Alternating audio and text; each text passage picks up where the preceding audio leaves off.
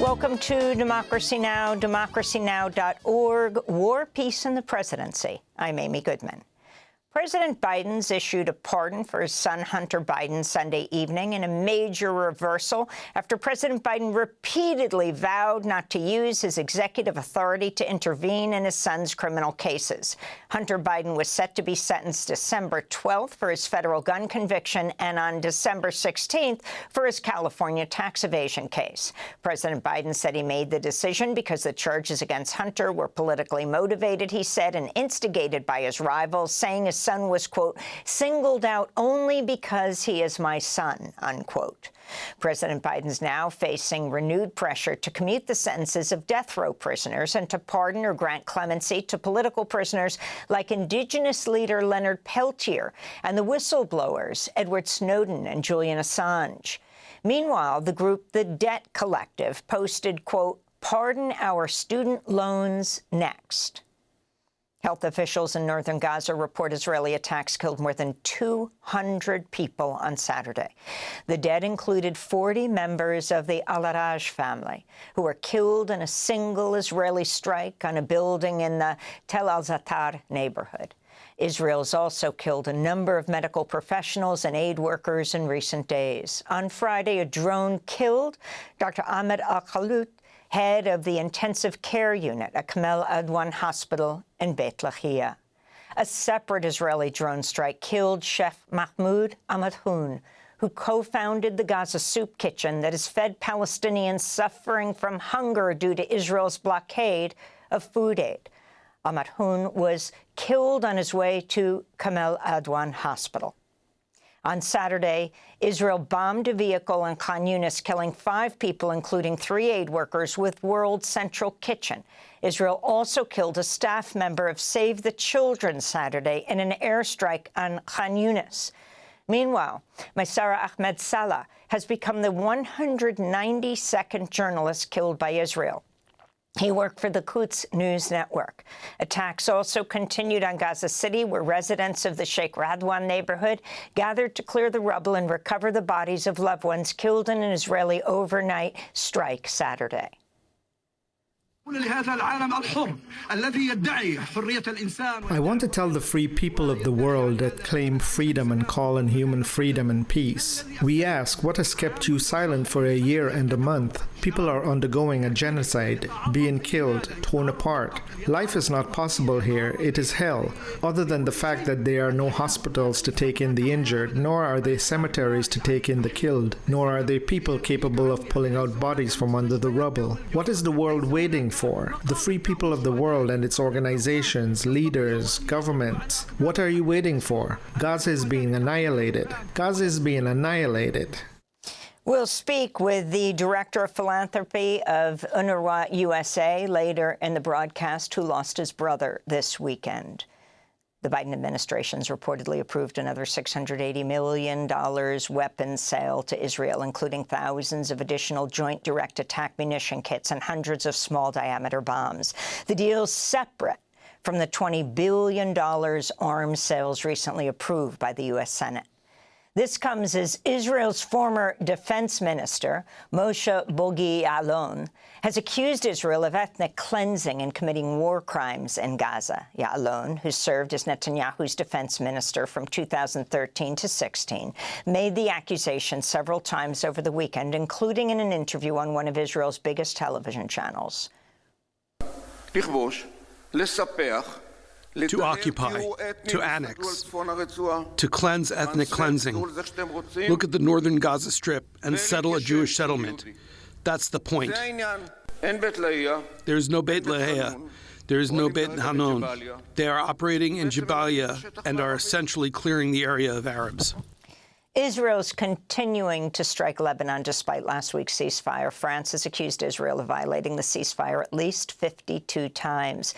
Meanwhile, residents of southern Lebanon continue to return home to assess damage caused by Israel's invasion, defying threats by Israeli forces not to travel south.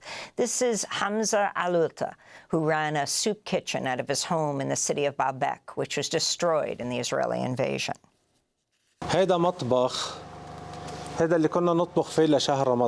This kitchen, where we used to cook in the month of Ramadan, we used to cook for special occasions to be able to feed orphans, residents, and those in need that nobody is looking out for. 2,500 people daily in Ramadan, 30 days. 2,500 people used to eat the food from this kitchen. Are there rockets in this kitchen? What's in this kitchen? They did not even show mercy to those in need. Even those in need they did not spare. Where's the mercy?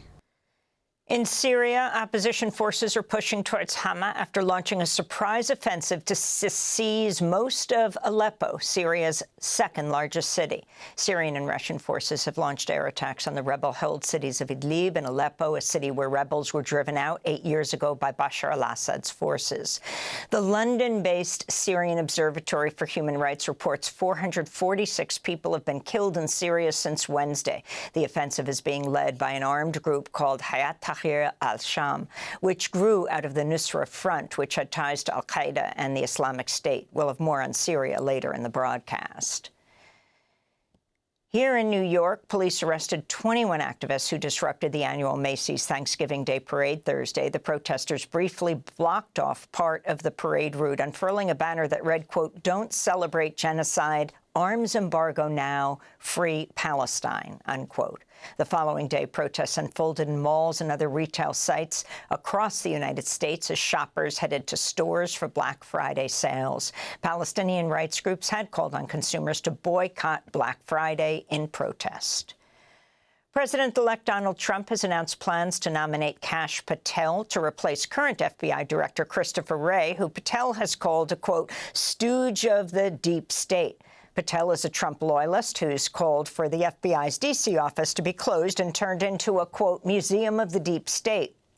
Last year, during an interview with Steve Bannon, Kash Patel called for prosecuting journalists.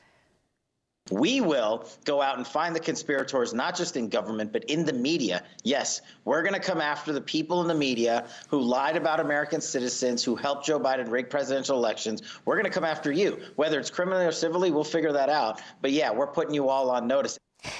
Kash Patel has also embraced QAnon conspiracy theories, supported the January 6th insurrection, and has made hundreds of thousands of dollars from various commercial and consulting ventures tied to Trump. The man who he would replace, Christopher Wray, was also appointed by Trump. In other transition news, Trump has picked the real estate developer Charles Kushner to be U.S. ambassador to France. Kushner is the father of Trump's son-in-law, Jared Kushner, who's married to Trump's daughter, Ivanka. In 2020, Trump pardoned Charles Kushner, who spent 14 months in federal prison after pleading guilty to tax evasion and witness tampering in the 2000s.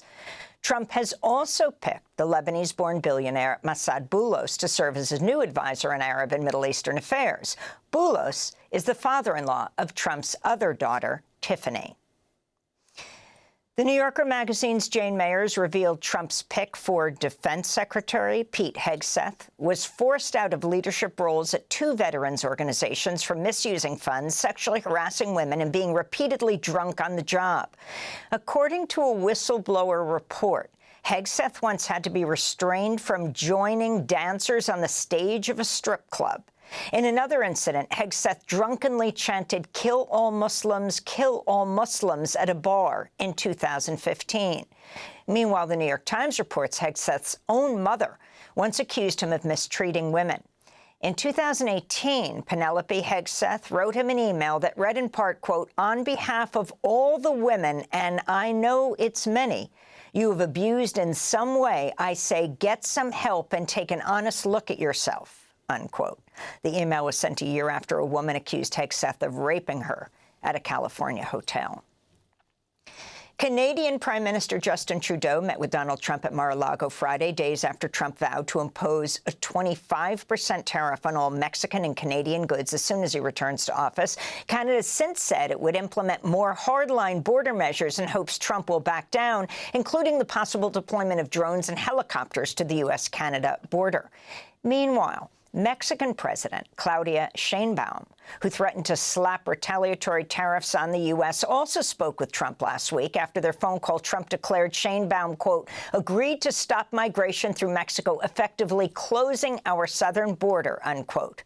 But President Sheinbaum refuted Trump's account, saying she simply explained Mexico's continuing migration policies and that there's no plan to close borders, she said.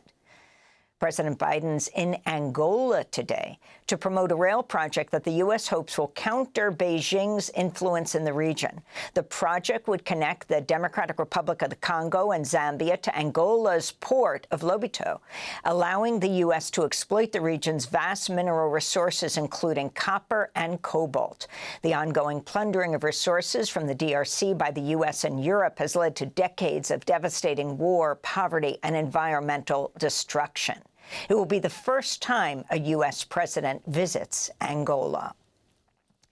Chad has ended its long-standing military partnership with France. The move is the latest blow to France's colonial legacy in the Sahel region and follows the expulsion of French troops from Mali, Niger, and Burkina Faso.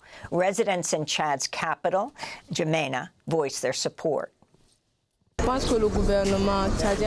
think the Chadian government is right to demand the departure of French troops because Chad has already had 66 years of independence, and the French troops are only here to plunder Chadian resources. They have nothing positive to offer. Since their presence, we have faced attacks around the lake, but we have received no positive response. So the government is right. We need to start developing now and be truly independent.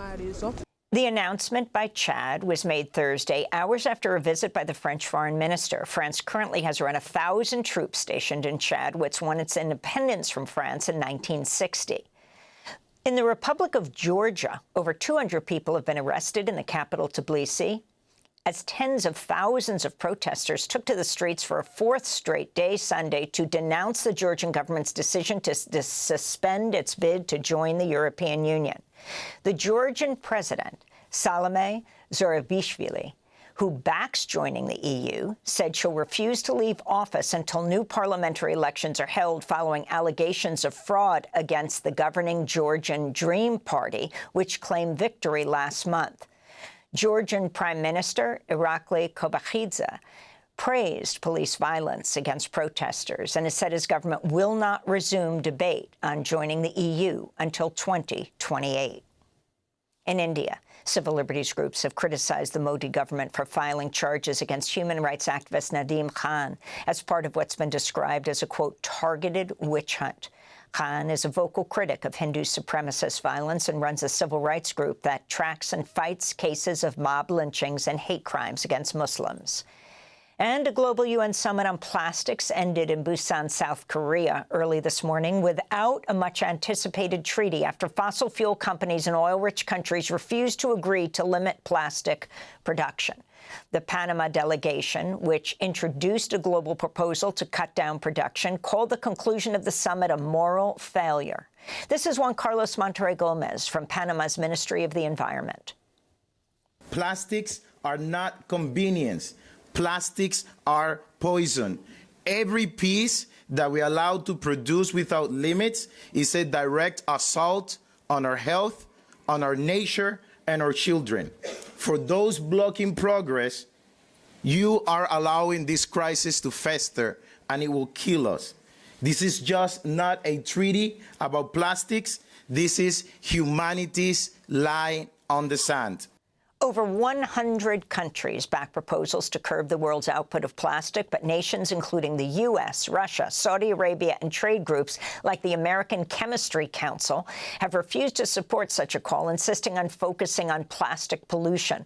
The world produces some 350 million metric tons of plastic waste each year.